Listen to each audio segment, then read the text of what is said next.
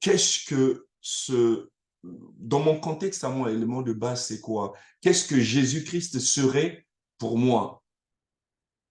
Oui, et je sais il y a un débat qui s'est passé il n'y a pas très longtemps en Afrique centrale, chez les théologiens d'Afrique centrale, qui disaient qu'il fallait contextualiser le texte plutôt que de dire Jésus est le pain de vie, parce que quelqu'un du village ne peut pas bien comprendre le pain. Quand on dit Jésus est le pain de vie, bon, pour lui, le pain, c'est encore difficile à comprendre. Le pain, peut-être il n'a jamais vu le pain.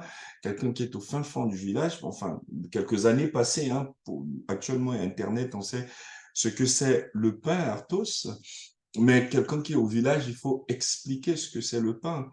Euh, et donc, les théologiens se sont dit, bah, il faut plutôt remplacer le pain par le manioc quand on explique le texte. C'est-à-dire, le manioc de vie, c'est l'élément de base, ça c'est en Afrique centrale. Et dans les îles, il n'y a pas très longtemps, j'ai rencontré, il y a 2 semaines, à Abidjan, euh, un frère de la Nouvelle-Calédonie qui me disait qui me racontait une histoire. Ils ont reçu chez eux, dans le temps, hein, quand les missionnaires sont arrivés, ils ont reçu les missionnaires finalement qui sont arrivés et qui expliquaient la Sainte Seine, qui expliquaient l'œuvre de la croix. Et donc, il a appelé les gens, enfin, les missionnaires ont appelé les autochtones et ils devaient partager le pain pour faire la Sainte Seine, l'Eucharistie, hein, pour tout ça. Et les gars, ils comprenaient pas, ils mangeaient pour manger et tout ça. Et puis après, ils se sont rendus compte, après d'avoir fait la Sainte Seine, chacun repartait dans ses histoires et il y avait pas de, la parole ne prenait pas racine. Et si la parole ne prend pas racine, ça sert à rien. Et donc, ils se sont dit finalement qu'il faut contextualiser le texte. Ils se sont dit, mais écoutez, ils ont pris le coco. Ils ont dit que Jésus-Christ est le noix de coco, de vie. C'est-à-dire, Jésus-Christ est comme ce coco qui se détache de son arbre, qui tombe par terre et qui se rend et il verse son eau pour nous.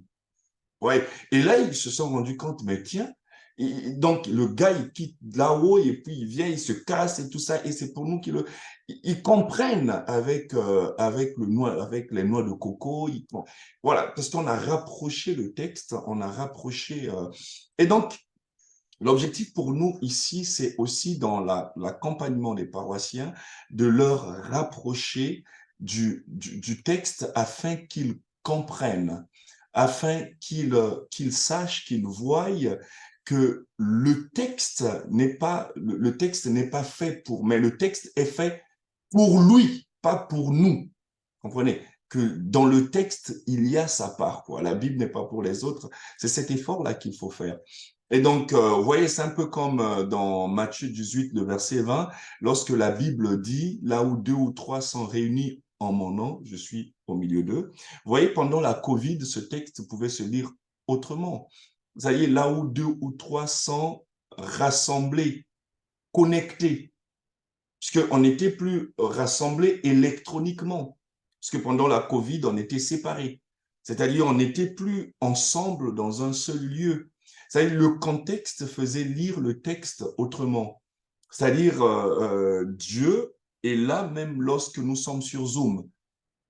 C'est-à-dire, la distance est vue autrement, est relue et lu, pardon, autrement.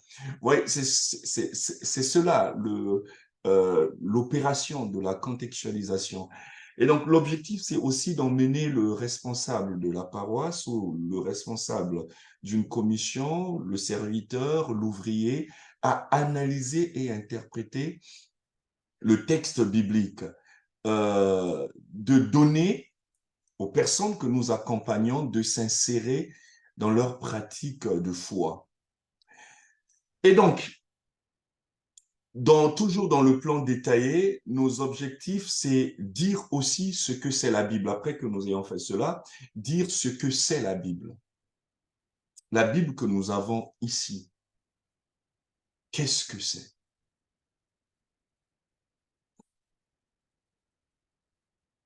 Partir de l'étymologie, comprendre l'auteur, faire une nuance entre l'auteur et les auteurs, parce que la Bible a un auteur avec grand A et les auteurs. L'auteur a dit la parole de Dieu, les auteurs ont transcrit la parole de Dieu.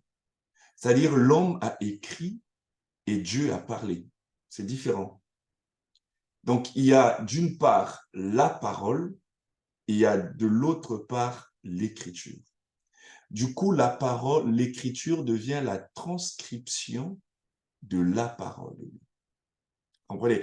Il y a toute une nuance. Hein. L'écriture, c'est la transcription de la parole de Dieu. Voilà pourquoi dans l'écriture, on peut y trouver des fautes, mais pas dans la parole. Nous y reviendrons puisqu'il y a un chapitre qui est destiné à cela.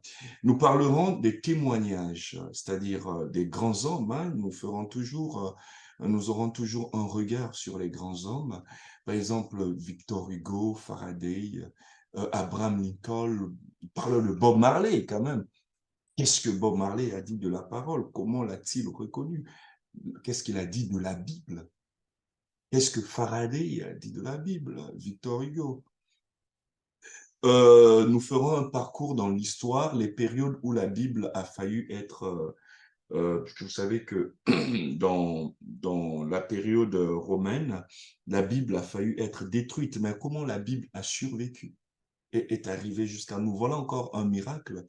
Voilà encore une action de grâce. Hein, je pense qu'il faut parfois, on y pense très peu, mais dire merci à ceux qui ont gardé ces paroles de Dieu, ceux qui ont conservé ces paroles de Dieu, afin que nous ayons la foi aujourd'hui. Parce que si ces hommes-là n'avaient pas gardé ces paroles, ces écrits, nous n'aurions, je ne sais pas comment on aurait fait, mais ils ont gardé ces écrits, nous les avons ici, et nous parlerons de quelques invectives contre la Bible. Nous parlerons ensuite du lieu de naissance. Maintenant, ouais, c'est une introduction très longue. Hein. Dans les catégories dans les catégories de la Bible, je vous ai parlé des catégories. Et dans les catégories de la Bible, nous allons parler du Pentateuque. Le Pentateuque est une catégorie, l'une des catégories. Le Pentateuque. Et dans le Pentateuque, nous avons Genèse, Exode, Lévitique, Nombre, Deutéronome. Nous viendrons, je suis au titre, je suis dans l'introduction. Nous allons entrer petit à petit pour voir la Genèse, déjà ce que ça signifie, le contenu, et puis la signification du contenu. Nous parlerons de l'Exode, de Lévitique, Nombre, Deutéronome, et je nous dirai effectivement qu'est-ce qui lie Genèse à Exode, qu'est-ce qui lie Exode à Lévitique, Nombre à Deutéronome. Voilà, parce qu'il y a un fil rouge tout au fond. Lorsque vous lisez, on ne fait pas très attention. C'est-à-dire, si vous lisez Nombre comme ça, vous risquerez d'avoir, c'est le livre comptable de la Bible, vous risquerez d'avoir des maux de tête, parce qu'il y a trop de chiffres. Mais il faut comprendre cela. Ça, il faut lier par exemple Nombre en regardant Exode et en prévoyant Deutéronome. Nous prendrons la deuxième catégorie, et donc dans la deuxième catégorie, nous verrons Josué, juge, Ruth, premier et deuxième Samuel, premier et deuxième roi, premier, deuxième chronique, nous verrons Esdras, Néhémie, Esther. Mais je vous dirai, attention, que Esdras, Néhémie, Esther sont intervenus après Daniel.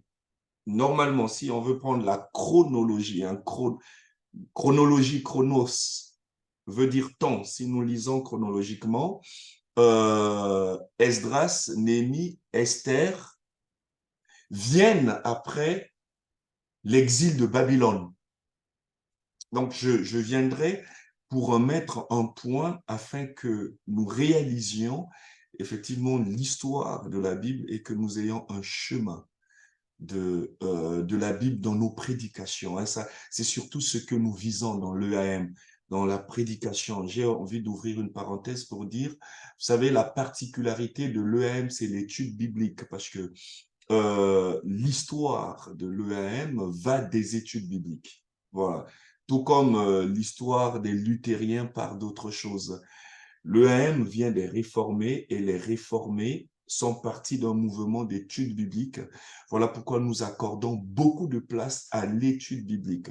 On ne peut pas être dans l'EAM et esquiver les études bibliques. Ce n'est pas possible. Hein. C'est, si vous voulez, le patrimoine génétique de l'EAM, ce sont les études bibliques. Voilà pourquoi nous restons longtemps sur la Bible et sur la formation. Ce n'est pas un hasard. Voilà, c'est un peu comme c'est un peu comme les églises pentecôtistes mettent l'action sur la parole aussi, mais déjà sur le Saint-Esprit, quoi. Ou les manifestations du Saint-Esprit.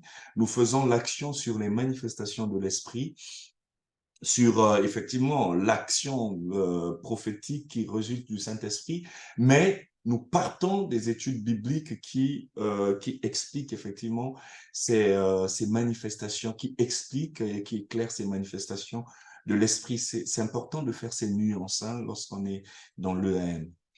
Voilà. Nous avons la troisième catégorie dans les poétiques. Ici, nous parlerons de Job. Job aussi, hein, qui vient avec après cette période-là. Nous parlerons des psaumes.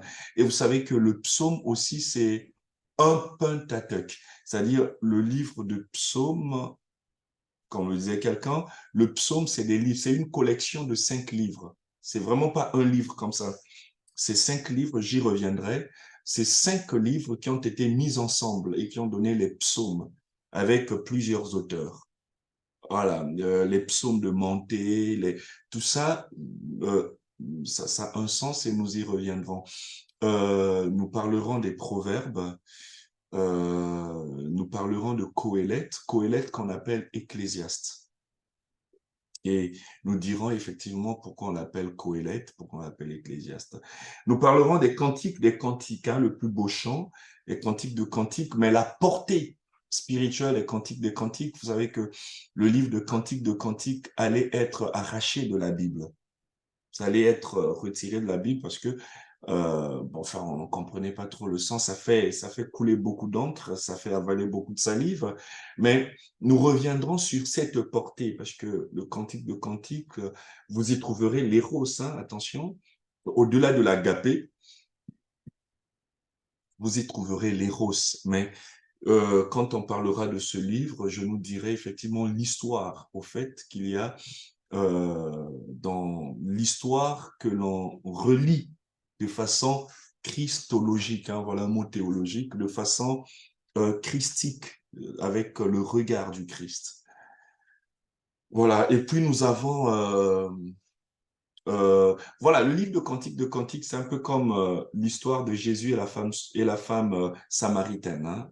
J'y reviendrai pour faire un parallèle. Vous avez dans la quatrième catégorie les prophétiques, donc nous verrons les grands prophètes, des grands prophètes, attention, pas en grands prophètes parce qu'ils ont fait de grandes choses plus que les autres, non, les grands prophètes en termes de volume de leurs livres. Et puis nous verrons les petits prophètes selon le classement de Louis II, hein, je vais de Louis II pour que... Non, voilà, donc vous voyez, il y a de la matière, il y a beaucoup de choses à voir.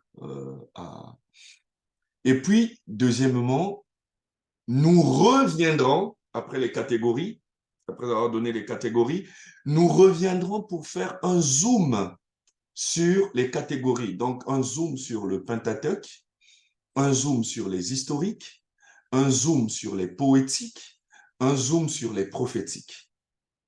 Donc, de façon, et nous prions, hein, je prie vraiment que le Seigneur, que le Saint-Esprit nous accompagne afin que les choses soient comprises, que l'on relève le défi, hein, et voilà, que le Seigneur vous aide aussi à bien digérer toutes les informations, parce qu'il y en aura beaucoup, à bien digérer toutes ces informations que vous allez recevoir et surtout à les pratiquer, à les appliquer. C'est le plus important, hein, pas écouter ou écrire, mais plutôt à appliquer.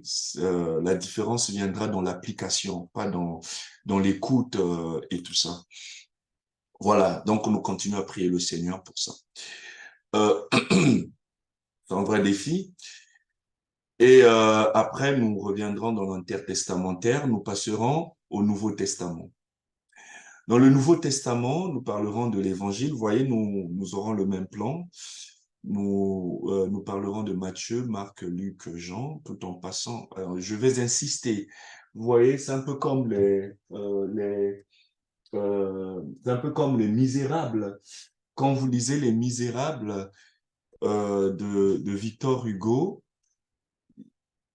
vous ne tombez pas directement dans le texte. Avant de lire le contenu des Misérables ou avant de lire comment le dernier jour d'un condamné de Victor Hugo, enfin j'aime beaucoup Victor Hugo, je dis souvent Victor Hugo, voilà pourquoi je vais de Victor Hugo, un lecteur averti ne lit pas directement le texte, il doit lire Victor Hugo d'abord, il doit savoir qui est Victor Hugo. Et après avoir compris qui est Victor Hugo, il va finalement lire quand est-ce que Victor Hugo a écrit, donc ça s'appelle le contexte. Et après avoir lu le contexte, il lit finalement le texte. Et il comprend, parce que quand un texte est mis dans son contexte, le texte, il est direct, le sens du texte est saisi. Et donc, par exemple, dans les livres de la Bible, hein, je ne peux pas lire le livre de Josué sans savoir qui était Josué. Et entre autres, vous savez que Josué s'appelait Osée. Et Josué, c'est un nom que Moïse lui a donné. Et pourquoi? Et ça a un sens dans la portée biblique. Et vous savez, vous saurez aussi, peut-être nous le dirons, que Josué veut dire Jésus. Et dans la Bible grecque, je vous présenterai les Bibles grecques que j'ai ici. Dans la Bible grecque, la Septante, c'est la Bible que Jésus a lue. Hein. Je vous montre, je profite de vous montrer la Septante. C'est cette Bible. Cette Bible a été écrite 200 ans avant Jésus. Et donc, quand Jésus fait référence au texte biblique, à l'Ancien Testament, il va de cette Bible-là. Et dans cette Bible, qui est toute grecque, le livre de Josué, c'est pas écrit Josué d'ailleurs, hein, le titre c'est Yinsus. Yinsus veut dire Josué. Yinsus veut dire Jésus. Et en hébreu, Yinsus, Jésus c'est Yehoshua, hein, et puis Josué c'est Yehoshua. Voilà. Et donc, les évangiles aussi, pour les lire, c'est la même chose. Marc, qui était Marc? Et puis, vous allez comprendre la portée du texte. Luc, qui était Luc? On reste dans les traditions hein, de l'Église. Jean, qui était Jean? Et d'ailleurs, qu'est-ce que ça signifie? Jean, ça peut vous rappeler quelque chose. Hein? Yohan. Yohan veut dire Dieu a fait grâce. Vous avez dans Jean, Yo, et puis vous avez Anne. Anne qui veut dire grâce. Yo qui veut dire Dieu. Que vous trouvez que vous trouvez comment, dans Alléluia ou Alléluio, voilà, ou dans Joël, hein, Dieu est Dieu. Dans la deuxième catégorie, nous verrons les actes des apôtres. Dans les actes des apôtres, nous parlerons de la première église et les églises, les voyages de Paul. Et je vous ai dit que pour comprendre le Nouveau Testament, il faut comprendre le contexte. Et dans ce qui a fait le plus grand contexte du Nouveau Testament sont les voyages de Paul. Le premier, le deuxième, le troisième voyage de Paul. Et puis, le contexte gréco-romain. Vous savez que la Bible, le Nouveau Testament a été écrit dans un contexte gréco-romain. Et si on ne sait pas comprendre le contexte gréco-romain, c'est difficile. Vous voyez, par exemple, Jean 1:1, au commencement était la parole, logos. En grec, ça veut dire beaucoup. Dans le contexte grec, la parole, le mot logos veut dire beaucoup. C'est un mot chargé d'ailleurs. Hein, il faut penser le nouveau. Vous savez que Jésus-Christ vient après. Jésus-Christ est venu après Pythagore, après Socrate, après Platon, après Aristote, après Alexandre le Grand. Voilà. D'ailleurs, dernièrement, je disais que le père d'Alexandre, c'était Philippe. Philippe qui a donné son nom à la Bible, Philippiens.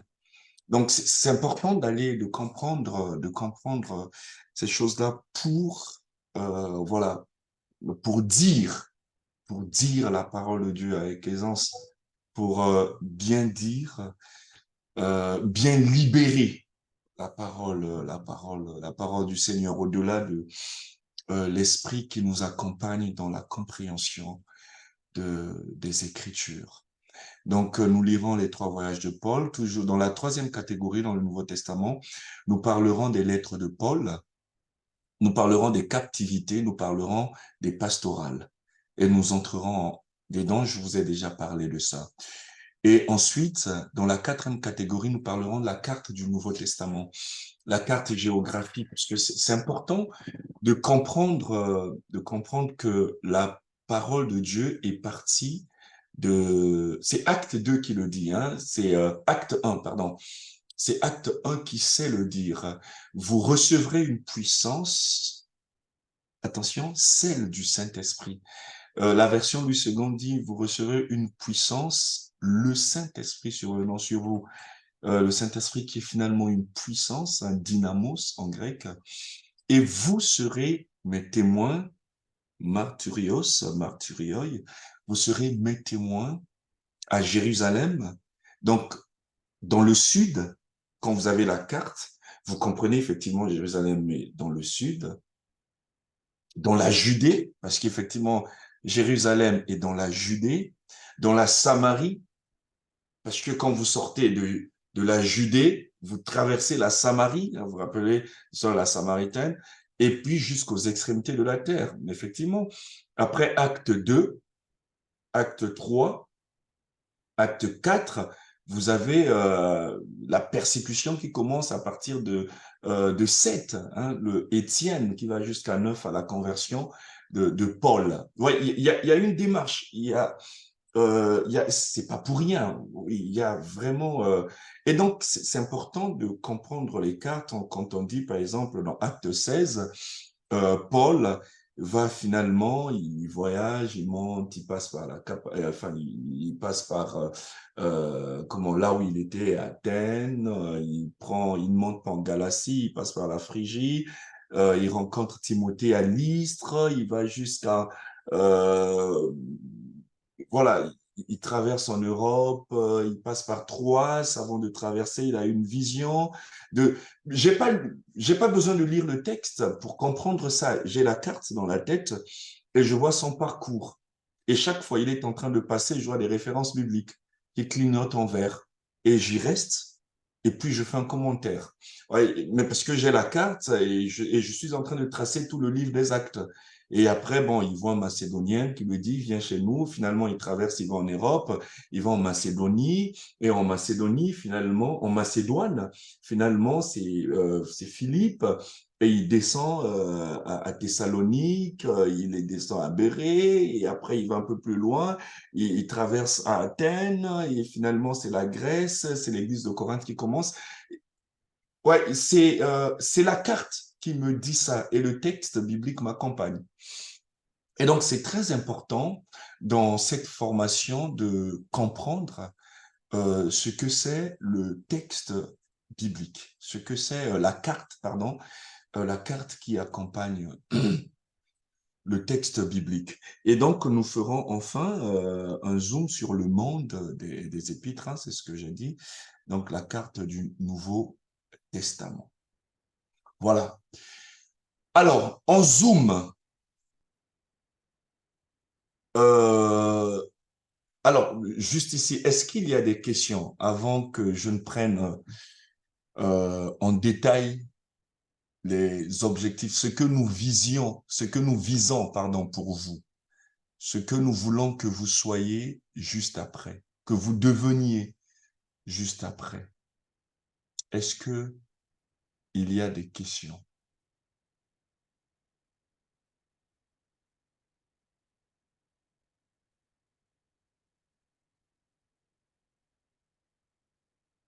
Voilà, ben écoutez, s'il n'y a pas de questions, nous allons voir en détail nos objectifs, c'est-à-dire les objectifs de l'EAM pour cette formation, pour vous, les objectifs de la formation, les objectifs de notre Église. Hein,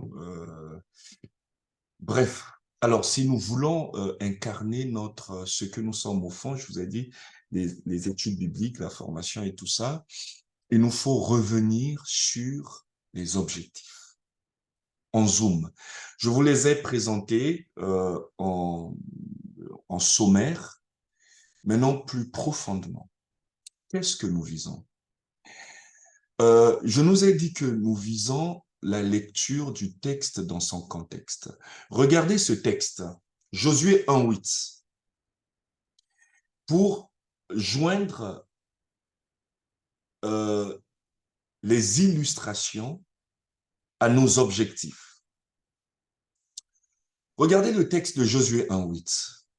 J'ai pris la version Louis II, parce que la version Louis II c'est la plus répandue hein, dans les familles protestantes. Que ce livre de la loi ne s'éloigne point de ta bouche. C'est Moïse qui écrit. Alors, je continue à dire que nous sommes dans les traditions de l'Église, les traditions juives, les traditions protestantes. C'est important de dire ça, c'est important que je le dise. Hein. Voilà. Euh,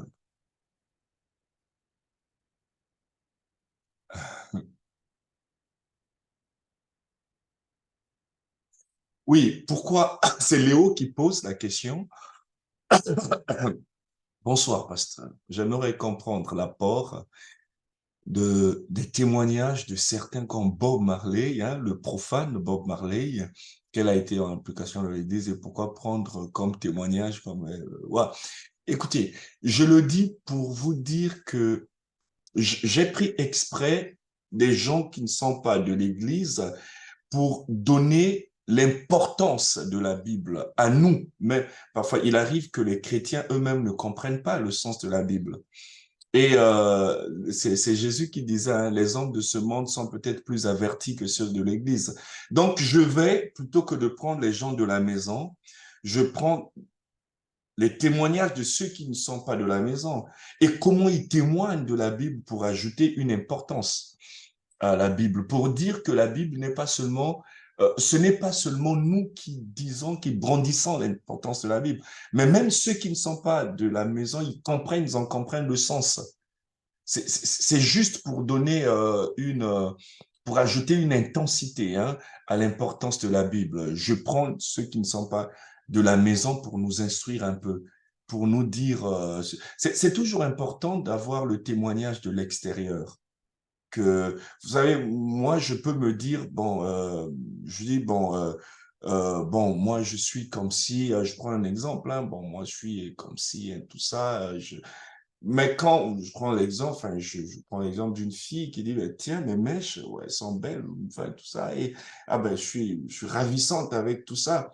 C'est bien, mais quand c'est quelqu'un d'autre qui est extérieur à toi qui le dit, ça a beaucoup plus de sens. C'est dans ce sens-là que j'ai ajouté le témoignage des gens de l'extérieur. On pourra aller un peu plus loin hein, pour dire cela. Voilà un peu, Léo, le pourquoi. Euh, et merci pour la question, Léo. Alors, donc, que ce livre de la loi ne s'éloigne point de ta bouche, médite le jour et nuit. Donc, médite le livre de la loi pour agir fidèlement selon tout ce qui est écrit. Car c'est alors que tu auras du succès dans tes entreprises, dans ce que tu entreprends, c'est alors que tu réussiras. Alors, vous voyez, ce texte, si on ne le contextualise pas, nous ne saurons vraiment pas le comprendre. Et l'objectif pour nous, c'est de nous emmener, c'est de vous emmener à contextualiser ce texte. Quel est le contexte de ce texte? Mais ce texte s'inscrit dans un contexte d'errance, c'est-à-dire les enfants d'Israël sortent de l'Égypte et ils sont dans le désert. Attention, nous sommes dans le livre de Josué. Donc, nous sommes en train d'aller vers la terre promise. Et Dieu est en train de rappeler à Josué, Dieu est en train d'appeler, pas Moïse, hein, il est en train de rappeler Josué ses paroles. Que ce livre de la loi, parce que Josué est en train de prendre la main pour conduire les enfants d'Israël vers la terre promise. Moïse est en train de mourir. Sinon, il est parti, hein, Moïse. Et ça commence par Josué, mon serviteur Moïse est mort. Et tout ça, il n'est plus dans, c'est toi qui vas prendre. Donc, ils sont dans le désert. Mais on parle du livre de la loi. Mais pourquoi le livre de la loi ne doit pas s'éloigner de ta bouche? Mais parce que certainement, dans le contexte où ils sortent de l'esclavage, ils sortent de l'Égypte. Personne n'est allé à l'école pour apprendre. Donc, ils sont obligés d'écouter pour garder. C'est-à-dire, nous ne sommes pas au temps où chacun avait un livre et pouvait écrire. Vous voyez, il faut imaginer que chaque fois, Moïse appelait le peuple et lisait les lois de Dieu, les lois que Dieu lui avait données, c'est-à-dire le décalogue. Alors, donc, je reviens à vous, Lucie. Donc, vous voyez, chaque fois que les enfants d'Israël allaient marcher dans le désert, Moïse était probablement le seul qui savait écrire. Vous savez que Moïse a appris en Égypte de l'école de Pharaon, et voilà pourquoi effectivement Dieu a utilisé il a utilisé sa formation pour écrire les 10 commandements, pour écrire comment les lois d'Israël, ainsi de suite. Et parce que les gens, ceux qui sortaient d'Égypte, n'avaient pas instruction, c'est-à-dire ne connaissaient pas lire, écrire et tout ça, Moïse se tenait chaque fois et sûrement ou probablement devant la montagne et il lisait la loi et le peuple écoutait. Mais écouter ne suffit pas, il faut garder. Mais pour garder, il faut mémoriser. Pour mémoriser, il faut des techniques mnémotechniques, comme on le dit. Il faut des techniques de mémorisation. Et dans l'ancien temps, pour mémoriser, il faut répéter quelque chose plusieurs fois pour que ça garde, pour que ça reste dans le cœur. Et donc, voilà pourquoi il est en train de dire que ce livre de la loi ne s'éloigne point, pardon, de ta bouche. C'est-à-dire murmure, médite. Le mot méditer dans la version hébraïque, c'est murmurer. Le mot qui a donné en arabe Coran, Coran, c'est murmurer, chantonne. Nous, quand on était, je pense que c'est le même cas que vous, quand j'étais à l'école primaire, on ne nous demandait pas d'aller lire ce qu'on nous a dit. On transformait parfois les cours par des chants et nous chantions les cours. Le participe passé, tout ça. On a mis dans un champ, c'est un peu comme on met la nivaquine dans une banane pour que ça valse, ça se digère et que ça ne fasse pas peur à l'enfant. Et donc, pour retenir, on chantait. C'est-à-dire, on transformait et plus je répétais le chant, plus je le gardais. Et donc, c'est le même exercice dans ce contexte-là. Donc, si vous voulez, si je veux faire la restitution du texte dans la version, je vais vous montrer, comme je suis chez moi, je pense que je peux bien vous montrer les Bibles. Dans la version, vous avez ici, pour ceux qui n'ont pas encore vu la Bible hébraïque, c'est celle-ci que je vous montre ici. Dans la version hébraïque, la Torah, si vous voulez, c'est ça. La Torah, c'est l'Ancien Testament. Dans la version hébraïque, si on veut faire une translittération, on dit ceci, que cette Bible de la loi, Biblos, enfin, ça c'est, Biblos, c'est le terme grec, sphère, c'est le livre, donc que ce livre de la loi ne s'éloigne pas de ta bouche. Murmure-le, c'est ça. Donc, répète-le jour et nuit. Chaque fois, ce que Moïse a dit, tu dois le répéter, tu dois le répéter, tu dois le répéter. Pourquoi? Pour agir fidèlement. Parce que si tu ne répètes pas ça, tu ne gardes pas ça, tu n'agiras pas fidèlement. Attention, le mot fidèle a son sens. Parce que si tu ne répètes pas ça, tu n'agiras pas fidèlement. Et si tu n'agis pas fidèlement, selon ce qui est écrit, selon ces paroles, tu n'auras pas de succès dans tes entreprises. Et cette parole mérite d'être mémorisée pour être exécutée fidèlement, selon ce qui est écrit. Mais avant tout ça, tu dois répéter. On est dans un contexte, mais vraiment de répétition. Et aujourd'hui, nous sommes dans le Nouveau Testament, on parlerait du livre de la grâce, hein, pas le livre de la loi, vous comprenez? Et donc, c'est important chaque fois de prendre le texte, de le mettre dans son contexte pour, comme le disent les Jébéusiens, pour ne pas en faire un prétexte. Car c'est alors que tu auras du succès. Ça veut dire que dans ce texte, le succès dépend de la fidélité. Mais cette fidélité-là dépend aussi de la méditation, c'est-à-dire de la reprise mentale de cette parole. C'est-à-dire, si on ne reprend pas la parole de Dieu mentalement, la garde pas, on n'agira jamais fidèlement. Mais si tu n'agis pas fidèlement, les conséquences sont là. C'est-à-dire, tu n'auras pas de succès dans tes entreprises. Et c'est alors que tu ne réussiras pas. Ça est le contraire de ce texte. Mais tout va du contexte. Donc, nous sommes dans un contexte d'errance dans le désert et les termes clés dans ce texte-là, c'est méditer et la fidélité. Donc, c'est la fidélité à la parole qui fait que nous réussissions que nous réussissons dans nos entreprises. Mais cette fidélité dépend, la fidélité à la parole dépend de la méditation de cette parole. Oui, et donc, quand on descend dans le texte, hein, vous voyez, à l'instar d'un avion qui descend, on voit clairement les choses. Et quand on voit clairement les choses, on les comprend bonnement. Et quand on les comprend bonnement, on les pratique aisément et comme il le faut. Et ça, c'est notre objectif. Et je vous ai dit tout à l'heure, dans le deuxième objectif, j'associe par exemple le texte de Matthieu 18, 20. Car là où deux ou trois sont assemblés en mon nom, je suis au milieu d'eux. Ce texte, lorsqu'on le prend dans un contexte covidique, dans un contexte de Covid, comme nous, déjà que ce cours, je l'ai écrit pendant Covid, donc en 2021.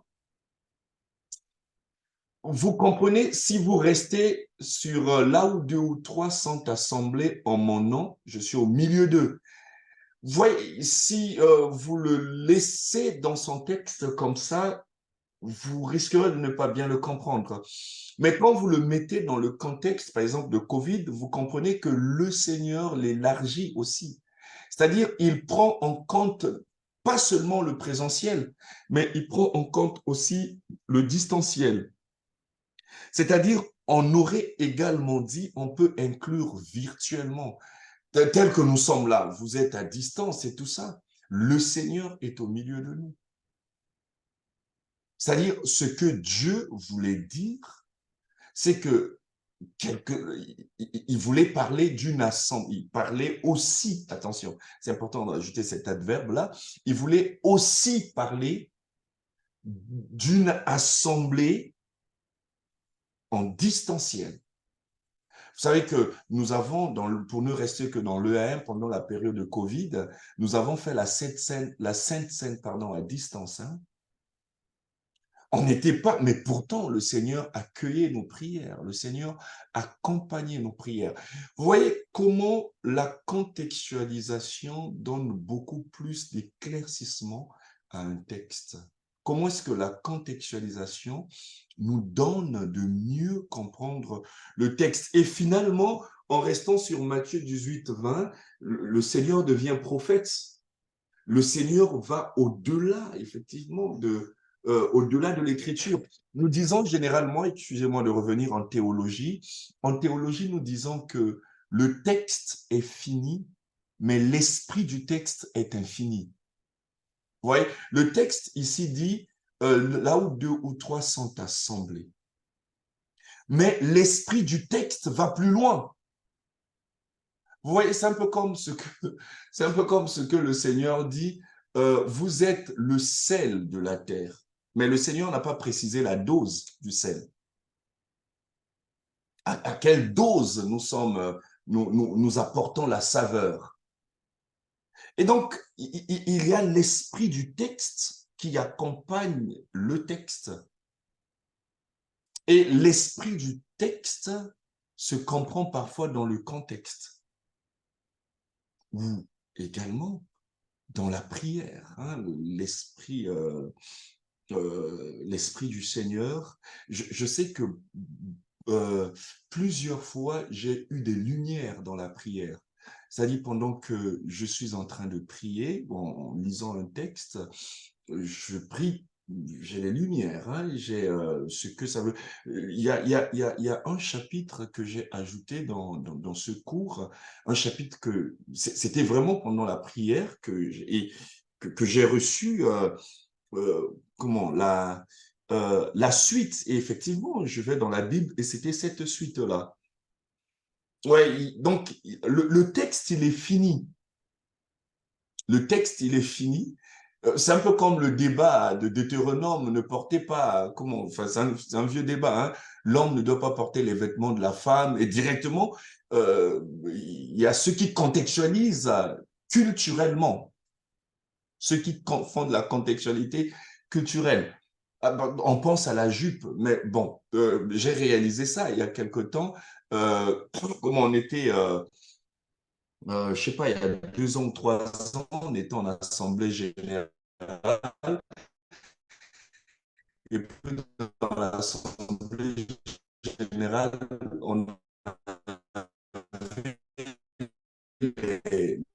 des gens de l'île Maurice. Et vous savez que c'était l'île Maurice, hein, où les gens des îles, la tenue comme une jupe. Je dis, ben, tiens, voilà un homme qui a une jupe. Oui, donc c'est très important ce que le texte dit, mais attention, et ce que le texte veut dire. C'est différent, hein? Ce que le texte dit et ce que le texte veut dire. Voilà, pour ne pas rester superficiel. Voilà, donc je vais répondre à la question, mais peut-être que je vais continuer un peu pour que nous prenions la pause. Je prends par exemple ici, toujours dans les objectifs. Je vous donne dans les objectifs, dans la contextualisation, hein, ou dans l'analyse du texte, parce que parmi les objectifs, je nous ai dit tout au début, l'objectif c'est d'accompagner les paroissiens à analyser et à interpréter le texte biblique. Excusez-moi. Euh, alors, l'analyse, vous savez, le terme analyser, déjà le mot analyser, je vous l'ai mis devant si vous avez le diapo. Le terme analyser vient du grec, hein. Enfin, on prend toujours du grec, hein. Je vous encourage à faire du grec parce que c'est très beau, hein. C'est une langue savante. Vous avez analo, hein, analuo, comme on le dit. Ana veut dire monter, hein.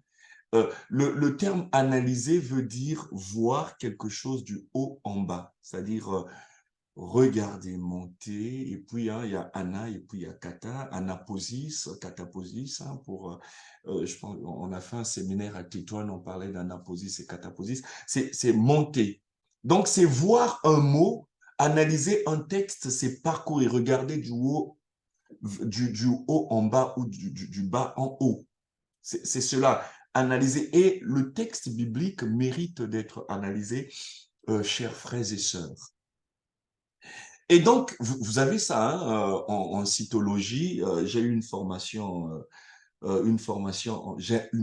en SVT et en SVT, vous savez, pour ceux qui ont fait cytologie, il y a une phase dans les phases cellulaires dans la mitose ou dans la méiose, il y a une phase qu'on appelle l'anaphase, hein, après la métaphase, la métaphase et puis l'anaphase, c'est quand les astères, enfin, les chromosomes montent dans les astères, ainsi de suite. Il y a un mouvement. Et dans le texte, lorsqu'on lit un texte, on est dans un mouvement, on regarde.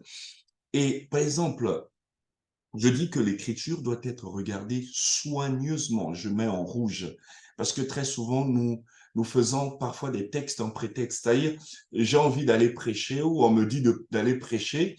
Euh, Ça arrive très souvent, hein. Je ne sais pas si vous aussi ça vous est arrivé. On est souvent tenté, hein. Euh, j'ai le contenu de la prédication et je cherche juste les textes pour appuyer ce que je pense. Vous voyez, mais je suis en train d'utiliser un texte là, j'agresse un texte. C'est-à-dire, on me dit, ah bon, Jérôme, tu vas aller prêcher sur... Et donc, j'ai mon idée et je cherche des textes pour appuyer mes idées. Mais une prédication se fait plutôt dans le sens inverse. C'est le texte qui doit nous orienter, quoi. Avoir un texte, le creuser et que le texte nous parle. Oui. Et c'est quand le texte nous parle qu'il y a vraiment le mouvement de l'esprit, hein. Dans le sens contraire aussi, il y en a, mais il y a aussi, il y a beaucoup plus un mouvement de l'esprit dans le sens contraire. Vous voyez, il nous faut être comme les juifs les chrétiens de Bérée. Et Béré, c'est pas loin, hein, la ville de Béré, c'est pas loin, nous ferons les cartes, vous allez voir. La ville de Béré, c'est pas loin d'Athènes, hein, où Paul a fait une rencontre terrible. Et dans Acte 17, le verset 11, il est dit, ces Juifs avaient des sentiments plus nobles que ceux de Thessalonique. Thessalonique un peu en haut, Béré est juste en bas, vous verrez la carte. Ils reçurent la parole avec beaucoup d'empressement parce qu'à Thessalonique, Paul avait demandé Paul, interrogé Paul dans les textes bibliques, vous verrez comment il est en train de fuir, hein, il est en train de courir.